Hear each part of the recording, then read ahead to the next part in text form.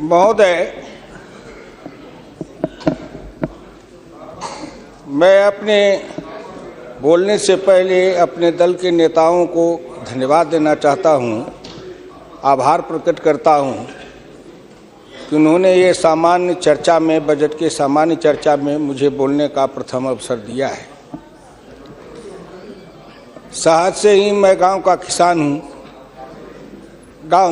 गांव में पैदा लिया, गांव में पला, गांव में बढ़ा। किसी तरह से राजनीति के धारा में चलते चलते यहाँ तक मैं पहुँच गया। लेकिन जब कभी मैं खड़ा होता हूँ तो मेरी नज़र वहीं रहती है। चौधरी चरण सिंह जब भारत के प्रधानमंत्री बने तब भी उन्होंने मुझे एक बार कहा था कि हुकुमचंद, भारत का प्रधानमंत्री हूँ, लेकिन दिन में एक बार मेरी नज़र अपने गांव में चली जाती है। वही कच्ची दीवार, फूस का छप्पर, वही कच्चा कुआं, वही गाय, वही भैंस, वही बकरी, वही ज्वार, वही बाजरा। तो जो जहाँ से पैदा लेके आता है, जिस संस्कार में पलता है, आप तो संस्कृत के भी विद्वान हैं अध्यक्ष जी, मनुष्य सब कुछ भूल जाएगा, लेकिन जिस संस्कार में पला है या बढ़ा है वो कभी भूल नहीं सकता है। तो मैं तो उसी संस्कार में पला हूँ, बढ़ा हूँ। मैंने गोबर देखा, मैंने बकरी की गिनती की, मैंने भैंस की गिनती की। अब संजोग से लोकसभा में आया हूँ तो वो आंकड़े की गिनती करनी पड़ती है। Fiscal deficit, revenue deficit. अब मेरे जैसा आदमी उसमें उलझ जाता है कि बकरी गिनूं कि भैंस गिनूं कि डिफिसिट गिनूं। यहाँ आके डेफिसिट गिनो, वहाँ बाद में गिनो। और हम तो केवल वही खोजते हैं। जैसे युद्ध के बाद, सीता माता के साथ युद्ध जीतने के बाद, लंका विजय के बाद, जब बानर भालू के बीच में मणि की माला वितरित की जा रही थी तो वो सब दाने को तोड़ तोड़ के बंदर देख रहे थे। सब हंस पड़े बड़े लोग कि आखिर बंदर बंदर तो है, ये माले क्यों तोड़ रहा है। पूछा कि तुम इस दाने को क्यों तोड़ रहे हो? तो कहा मैं इस हर दाने में सीताराम की मूर्ति देखना चाहता हूँ, और जिस दाने में सीताराम की मूर्ति नहीं हो मेरे लिए निरर्थक है। तो मैं तो बजट के हर पन्ना को पढ़ता हूँ तो देखता हूँ इसमें किसान कहाँ है, इसमें मजदूर कहाँ है, इसमें गांव कहाँ है, इसमें हमारे गाय भैंस के चारा दाना का कुछ है कि नहीं है, इसमें मेरे गांव की जो गरीब औरतें हैं जो खेत में काम करती हैं, पसीना बहाती हैं, मिट्टी पानी में सड़ती हैं, उनके शरीर से बदबू निकलता है। जीवन में कभी एक बार भी उनको लक्स और कौन रेक्सोना साबुन, कौन ये लिपस्टिक पाउडर, ये छूने का, देखने का अवसर नहीं मिलता है। क्या उसकी दुनिया को इन्होंने देखा था? मैं उन्हीं से पूछना चाहता हूं। अब तो बड़ी बड़ी बात करते हो, आगे दिन पीछे गए, गुरु से किया न है तब पछतावा होत क्या, चिड़िया चुग गई खेत। जिस समय गांव को देखना था, किसान को देखना था, मजदूर को देखना था, गरीब को देखना था, पिछड़ा को देखना था, दलित को देखना था, गांव की सड़कों को देखना था, गलियों को देखना था, कुआं को देखना था, आपने देखा क्या? आप तो देखते रहे कहीं। ये दो हिंदुस्तान, एक हिंदुस्तान में दो हिंदुस्तान आपने बनाया। एक है भारत, एक है India, that is called Hindustan. आपने बनाया ना। मैं आज भी कहता हूं, अगर मेरे गांव के किसी को उठावे, आंख में पट्टी बांध दे, हिंदुस्तान के कहीं भी, उड़ीसा हो, बंगाल हो, कहीं हो, किसान को लावे, गांव में आंख पर पट्टी बांध दे और एक बार इंडिया गेट पर उसकी आंख को खोल दे, उसको लगेगा कि हम स्वर्ग में चले आए, कि बैकुंठ में चले आए, कि इंद्रपुरी चले आए। इतना का अंतर है। मैं 1977 में एमएलए बन के आया, इंडिया गेट के किनारे पैदल टहल रहा था, एक बड़ी गाड़ी में एक बड़ा कुत्ता जा रहा था, वो अपने मुंह को निकाल के जी लपलपाते जा रहा था। मैं गाँव का आदमी खड़ा होकर सोचने लगा कि कुत्ता जरूर कुछ कह रहा है। मैं एमपी था, कभी दिल्ली देखा नहीं था, मेरे अंदर से आवाज आई कि कुत्ता कह रहा है क्या है, तू गांव का किसान, गरीब, मजदूर, पिछड़ा, दलित, तू क्या जन्म लेके करने आया है? तुझसे मैं सौभाग्यशाली हूं। देख, मैं ठंड गर्म गाड़ी में बैठा हूं, केक खाता हूं, ऑमलेट कटलेट खाता हूं, गद्दे पर सोता हूं। तुमने देखा हिंदुस्तान, तुमसे अच्छा मैं हूं। उस दिन मुझे लगा कि इस हिंदुस्तान के बड़े लोगों के कुत्ते भी मुझसे अच्छी जिंदगी जी के रहे हैं और मुझे उस जिंदगी से भी बदतर जिंदगी जिलाने वाले कोई नहीं है, आप हैं। राज किया है आपने। मैं आंदोलन किया, जेल में गया, जेल में सराया। आज भी पूर्वा हवा चलती है तो आपके पुलिस की लाठी से जो हड्डी में चोट है वो कहीं ना कहीं दर्द करने लगता है। तब मुझे ऐसा एहसास होता है कि जिस राज में मुझे इतना कष्ट मिला था, अगर मेरा बस चले तो उस राज को सदा सर्वदा के लिए हिंदुस्तान से उखाड़ के गया जी में जाके पिंडदान कर दूं, जो फिर निकलने न पाए। क्या बात करते हैं साहब? आपसे मैं आखिर में नहीं जाऊंगा। आप योजना आयोग की बात कर रहे थे, मैं अपने गुरु डॉक्टर लोहिया की बात को आपके सामने मैं दिखाना चाहूंगा।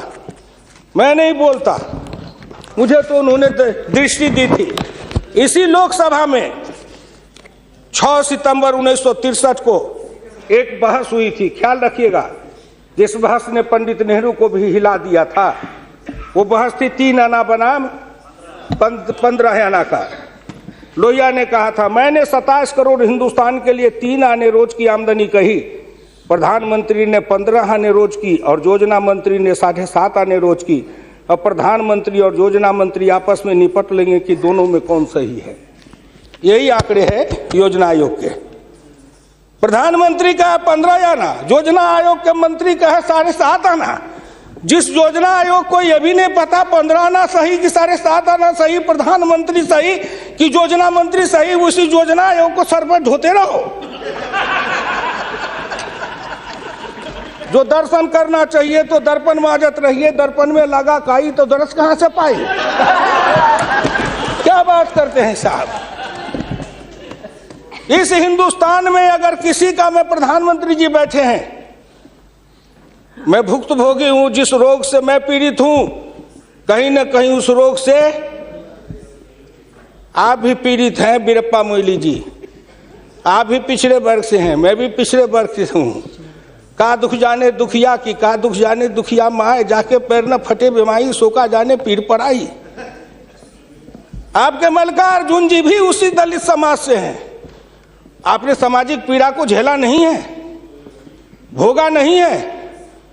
इस हिंदुस्तान में अगर सबसे बड़ा कारण और सबसे बड़ी चीज अगर रही है सनातन काल से, तो वह हिंदुस्तान की जाति प्रथा। उस जाति प्रथा के कारण क्या क्या नहीं भोगा हमने और क्या नहीं भोगते हैं। अभी अभी चुनाव हो रहा था, श्री नरेंद्र मोदी जी के लिए कोई कह रहा था, मेरे ऑफिस के आगे चाय की दुकान खुलवा देते हैं, फुटपाथ पर जाओ चाय की दुकान के लिए दुकान दे देते हैं। और कुछ कहने के लिए नहीं मिलता है लोगों को? नहीं मिलता है क्या? क्यों उपहास करते हो? मैं लोकसभा में हूं, अगर कोई कहे, शरद यादव गए थे चुनाव लड़ने के लिए अमेठी में, लोकदल से नारा लगा था, शरद यादव वापस जाओ, लाठी लेके भैंस चराओ।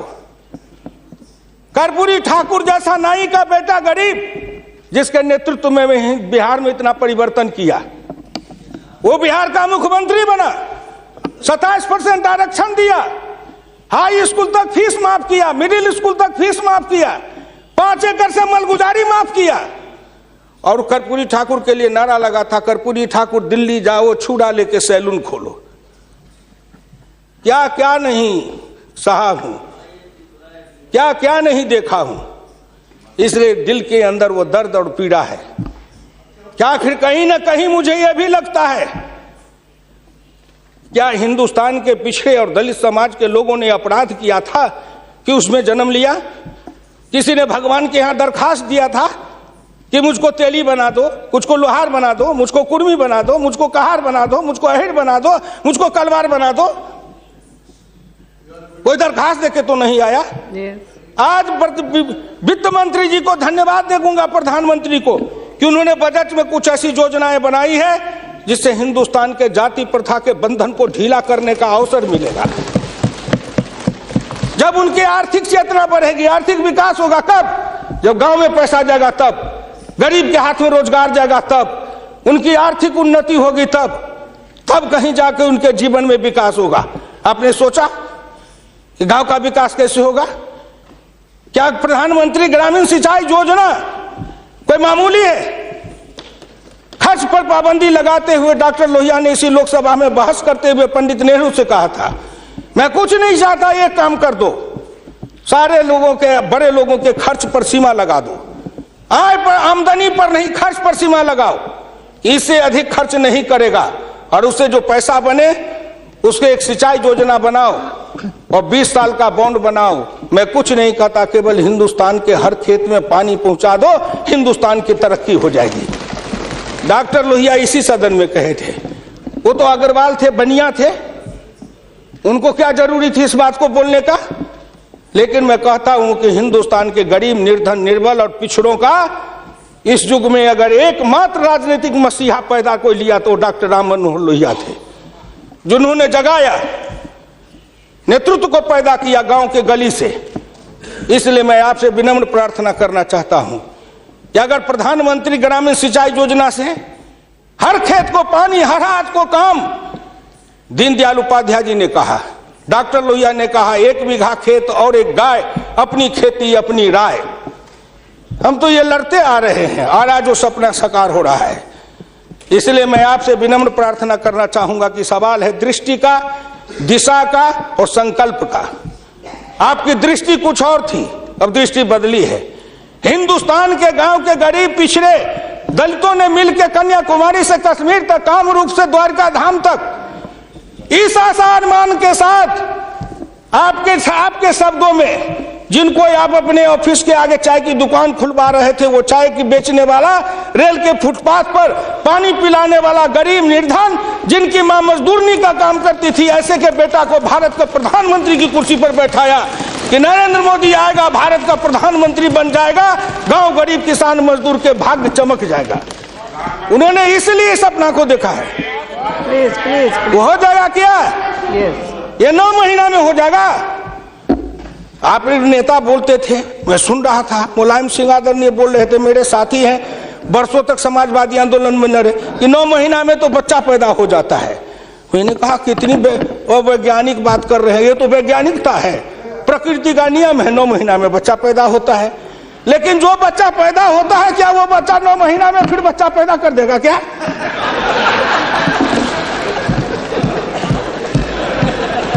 कितनी आप वैज्ञानिक बात बोल रहे हो? इस सरकार का 9 महीना हुआ, 10 महीना हुआ, सरकार पैदा हुई, अब क्या सोचते हो? आप क्या सोचते हो? इसलिए आपसे मेरी विनम्र प्रार्थना है कि संभलो, अभी भी आप संभलिए, प्लीज प्लीज, अभी आप संभलिए। आप बजट को क्या समझते हो? आप बसीर रहिए। मैं वीरप्पा मोइली साहब नहीं हूं। वीरप्पा मोइली साहब आंकड़े बता रहे थे, मैं उन आंकड़ों का जवाब दे रहा हूं कि आपने इतने दिन ये आंकड़े अब हमको पढ़ा रहे हैं। आपने क्या आंकड़े पढ़े थे? आपने आंकड़े पढ़े? 1951 में किसान थे 71.9%, 211 आपका राज, घट के हो गए 45.10 पॉइंट, 26.08 पॉइंट, किसान गायब हो गए। कहाँ गायब हो गए? कहीं नहीं गायब हुए। खेतिहर मजदूर थे 28.1 पॉइंट, और वो घट करके हो गए 17.5, वो बढ़ गए 26.08। अध्यक्ष महोदय, जितना किसान गमा उतना खेतिहर मजदूर बनाया। ये आंकड़े नहीं है क्या? ये सच है कि नहीं? तो आप बजट बनाते रहो। बड़े बड़े अर्थशास्त्री आए, एक विद्वान आए अर्थशास्त्र के, कहां से? वो हार्वर्ड वाले। हमने कहा हार्वर्ड, हमने कहा इस देश को कर देगा हार्वर्ड। तो हर्बट वाला हर्बर करेगा। हिंदुस्तानी अर्थशास्त्री चाहिए अरुण जेटली के जैसे। और ये कहां गए बोलिए? अगर ये चौधरी चरण सिंह हिंदुस्तान के जितने कृषि अर्थ ग्रामीण अर्थशास्त्री हुए, जेसी कुमारप्पा से लेकर चौधरी चरण सिंह तक, सबने एक ही बात कहा, खेती पर से जो जो भार घटेगा त्यों तो गांव की उन्नति होगी, किसान खुशहाल होगा। खेती पर से भार को कम करो। आपने कम किया, लेकिन हमको बनाया क्या? ऑफिसर बनाते, नौकरी देते, उद्योग लगाते, हाथ में काम देते, साइकिल देते, मोटरसाइकिल पर चढ़वाते, तब न समझते। हम किसान थे, हमको मजदूर बना दिया, झुग्गी झोपड़ी में डाल दिया, गंदी जिंदगी, कीड़े की जिंदगी जीने के लिए हमको रख दिया। जो गांव में बसने वाले थे वो 82.7 थे और घट के हो गए 68.08। 14% गांव के लोग गायब हो गए। कहां गायब हो गए? गायब होके कहां गए? आपके यहाँ दिल्ली में फुटपाथ पर सोते हैं, पेड़ के नीचे सोते हैं, पेड़ के नीचे जन्मते हैं, बलते हैं, बढ़ते हैं, पेड़ के नीचे शादी करते हैं, हनीमून बनाते हैं, वहीं फिर बच्चा पैदा करते हैं, फिर पेड़ के नीचे ही अपना परिवार बसाते हैं। हमारे बच्चे को लाया, हाथ में रिक्शा थमाया, ठेला थमाया, फुटपाथ पर काम करवाया, गरीबी से मजदूर किया, कुत्ते के जैसे जिंदगी जीने के हमको मजबूर कर दिया। और ऊपर से आप बताते हैं कि हम अब तुम्हारे लिए क्या दे दिया? फूड सिक्योरिटी दे दिया। फूड सिक्योरिटी, दाना उपजावे, धान उपजावे हम, गेहूं उपजावे हम, अनाज उपजावे हम, मेहनत करे हमको बस समझते हैं आप भिखमंगा। फूड सिक्योरिटी, हर आदमी पर 1 किलो चावल और 3 किलो गेहूं देंगे। आप बड़े बड़े बड़े बजट वाले अर्थशास्त्री वाले हैं, महीना में 1 किलो चावल खा के रहो, एक आदमी 3 किलो गेहूं खा के रहो।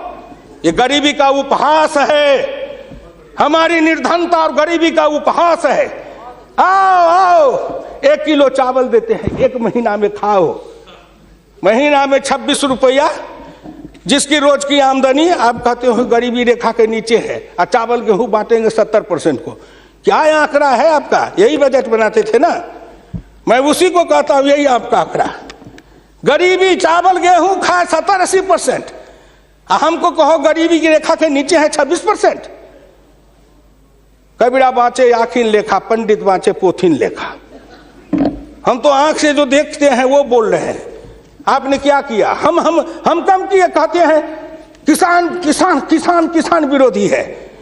हिंदुस्तान में 90-91 में 185.2 मिलियन हेक्टेयर खेती की जमीन थी, और आपके राज्य में 2011-12 में 182 मिलियन हेक्टेयर हो गई। ये जमीन कहाँ गई? हम खा गए? हमारे गांव के लोग खा गए? कौन खा गए? जो खाए हो। लेकिन मैं इतना जानता हूं कि आप हमारी जमीन खा गए। और दूसरे तरफ जो गैर कृषि योग्य भूमि थी 90-91 में 21.22 मिलियन हेक्टेयर, 11-12 में हो गए 26.29 हेक्टेयर। गैर कृषि योग्य भूमि बढ़ी है, कृषि योग्य भूमि का ह्रास हुआ। उल्टे बात कहीं पर निगाहें, कहीं पर निशाना। न कुछ मिले तो कुछ कहिए, न कुछ मिले तो विरोधी में गए तो कुछ न कुछ तो कहना है ना, नहीं तो दुनिया कैसे देखेगी कि विरोधी का काम कर रहे हैं। इसलिए आपसे मेरी विनम्र प्रार्थना है, अगर विरोधी का काम भी करना है तो आप अपने नेताओं को कहिए कि कुछ दिन हमारे पास आए, 6 महीना ट्रेनिंग दे देंगे कि हम विरोधी थे तो क्या करते थे। अरे नाटक भी करिए तो किसी डायरेक्टर से सीख तो लीजिए।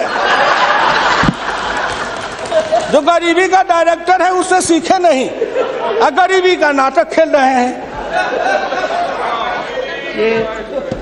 एक गांव में नाटक में हनुमान जी का पाठ करने वाला नहीं आया। उसने सोचा कि आज तो नाटक नहीं होगा। एक बहुत मोटा तगड़ा दुकानदार था, उनको पकड़ लाया, कहा तू नाटक कर, केवल खड़ा रहना। और जब वो खड़ा होकर पाठ करने लगा तो रावण ने डांट के कहा कि कहाँ गए, लाओ तेल घिलाओ, इसके पूंछ में आग लगाओ। उसको हुआ कि अब तो जल के मरेंगे।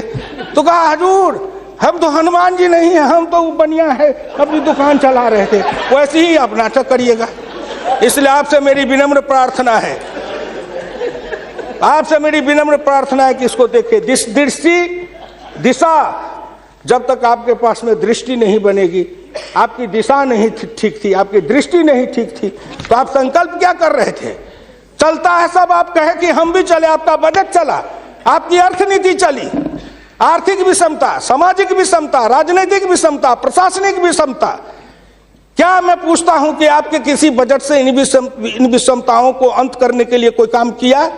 नहीं किया। इसलिए हमारे गुरु डॉक्टर लोहिया कहते थे कि हिंदुस्तान में जब तक जाति प्रथा है और जब तक इस जाति प्रथा का रोग रहेगा तब तक हिंदुस्तान का कल्याण नहीं होगा। भ्रष्टाचार के पीछे भी जाति प्रथा है। कोई माननीय प्रधानमंत्री बैठे हैं, हिंदुस्तान के अंदर किसी को अगर चाहेंगे कुछ कर दे, प्रधानमंत्री रहते हुए क्या है जो कर देंगे?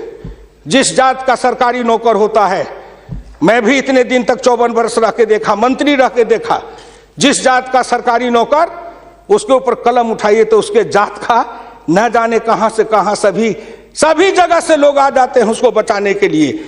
जात पर हमला, अगर किसी बेईमान पर हमला है तो जात पर हमला, किसी भ्रष्टाचारी पर हमला है तो माना जाता है जात पर हमला है। इस जात को तोड़ने के लिए सबसे बड़ा कदम उठाना पड़ेगा। मैं वित्त मंत्री जी को धन्यवाद देता हूं, प्रधानमंत्री जी को, कि कुछ योजनाएं ऐसी आई हैं, लेकिन मैं एक प्रार्थना करूंगा। हमको कहते हैं कि आरक्षण की बात मैं कहता हूं शुरू दिन से, सदन सहमत हो और आप भी सहमत हो तो प्रधानमंत्री जी से कहूं कि तुरंत लागू करिए, लेकिन इसमें सहमति का सवाल है, राष्ट्रीय सहमति, सदन की सहमति, आपकी सहमति। सब आरक्षण मेरा खत्म कर दीजिए, लेकिन एक कर दीजिए, सरकारी नौकरी और सरकारी सेवा, इन दोनों के लिए अंतर जातीय विवाह को अनिवार्य करिए। न रहेगी जाति, न रहेगा बांस, न बजेगी बांसुरी, जातियां टूटेगी। अंतर जातीयता के कारण हिंदुस्तान में एक जाति बनेगी, वह जाति बनेगी भारतीय, वह जाति बनेगी मानव जाति। इन जातियों के रेखा को तोड़िए। इसके लिए अगर कर सकते हैं तो आप सहमत है तो बोलिए।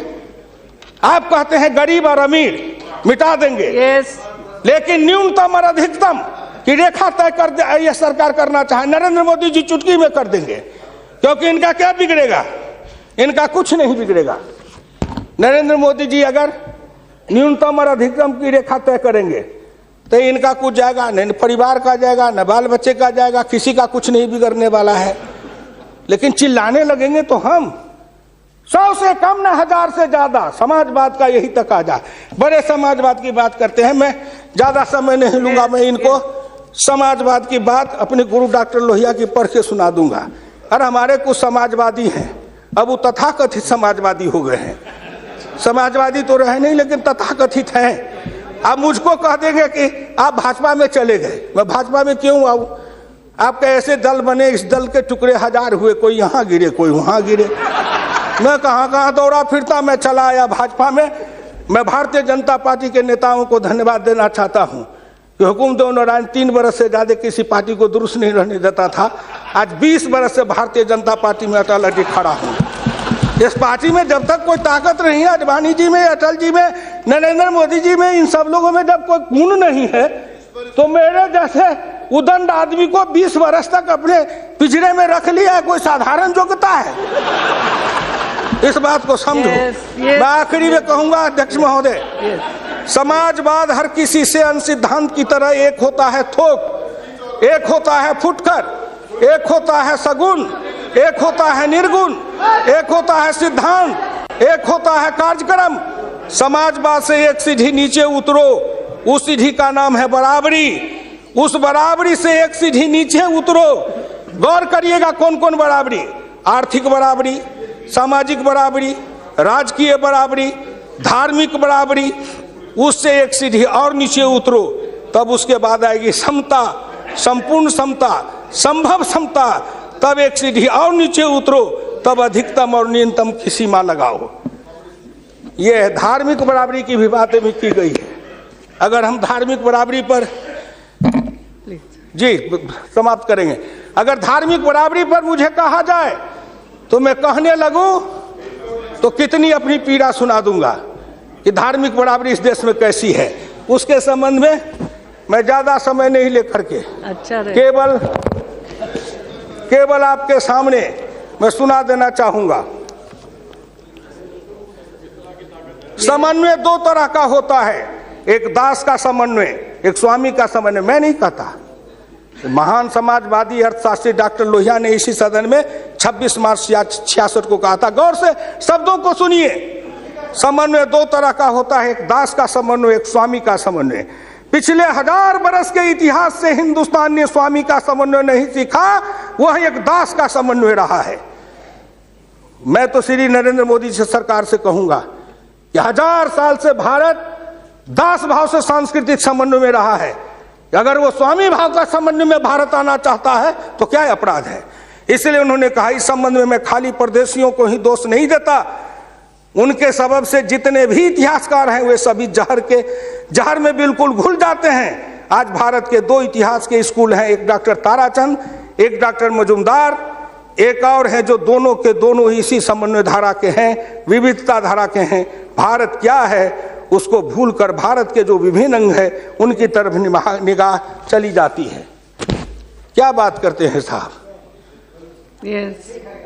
तो इससे मेरी विनम्र प्रार्थना है सदन से, अध्यक्ष महोदय, मैं हाथ जोड़ के प्रार्थना करता हूं सदन से भी, और इस लोकसभा के चैनल को हिंदुस्तान के करोड़ों लोग देख रहे हैं। मैं उन गांव के गरीबों, किसानों, मजदूरों से कहता हूं, गांव गरीब, मजदूर, किसान, पिछड़ा, दलित और नौजवान, मिलके देश बनाओ, आओ देश बनाएंगे। और नरेंद्र मोदी के प्रधान रहते हुए एक बार नहीं, अगर हिंदुस्तान में आपने जितने दिन रहा, एक बार में तो थोड़ी सी रेखाएं बनाई जाएगी, दूसरे बार में मिट्टी डालेंगे, तीसरे बार में तब न पिचिंग करेंगे। तो हमको भी आपको इतना समय दिया, तो मैं गांव गरीब, किसान, मजदूर, पिछड़े, दलित, इन सब से हाथ जोड़ के प्रार्थना नौजवानों से करना चाहता हूं, आओ कदम में कदम मिलाओ, मिलके हिंदुस्तान को बनाओ, सफर समता लाएंगे, आर्थिक समता, सामाजिक समता, राजनीतिक समता। अगर इन्होंने मुझको 12 रुपया महीना पर जीवन बीमा कर दिया तो बड़े लोगों का कलेजा फटने लगा कि 12 रुपया में सबको जीवन बीमा कर रहे हैं। खेत में काम करेंगे, बीमार पड़ेंगे, मरेंगे, तो हम जिम 1 रुपया, हाँ 12 रुपया साल, 12 रुपया साल, 1 रुपया महीना। तंबाकू का गुटखा भी खाते हैं तो 3 रुपया में मिलता है, उससे भी सस्ता जीवन बीमा इस सरकार ने दे दिया गरीबों को। करेजा तो इसलिए फट रहा है, करेजा में दर्द इसलिए है, इन्होंने जो और योजनाएं चलाई, गाय के पशुपालन के लिए, गाय के उत्थान के लिए योजना, इत्यादि इत्यादि कई योजना है, क्या गिनाऊं। हरि अनंत हरि कथन अनंत। मुद्रा बैंक बनाए, उसमें छोटी इकाई वाले को कर्जा देंगे, छोटी इकाई, वो छोटी इकाई का जो गांव वाला कर्जा खाएगा उसको किसको देंगे ये। इसलिए आपसे मेरी विनम्र प्रार्थना है कि 1 सेकंड में, 1 मिनट में इस बात को कह के खत्म करूंगा। राष्ट्रीय नमूना सर्वे के मुताबिक देश में 5.70 करोड़ उद्यमी हैं, इनमें 11 लाख करोड़ रुपए की पूंजी लगी हुई है, इनसे 12 करोड़ लोगों को रोजगार मिल रहा है। लेकिन इस क्षेत्र के उद्यमियों को पूंजी में कर्ज का हिस्सा केवल 4% है, जबकि अनुमान के अनुसार बीते 22 वर्षों में बड़े उद्योग में 50 से 60 लाख करोड़ रुपए की पूंजी लगी हुई है, इनसे मात्र 22 लाख लोगों को रोजगार उपलब्ध है। ये छोटे उद्योग, बढ़ई को, लोहार को, कुम्हार को, हजाम को, ये जो छोटे छोटे, ये जाति छूटेगी इससे।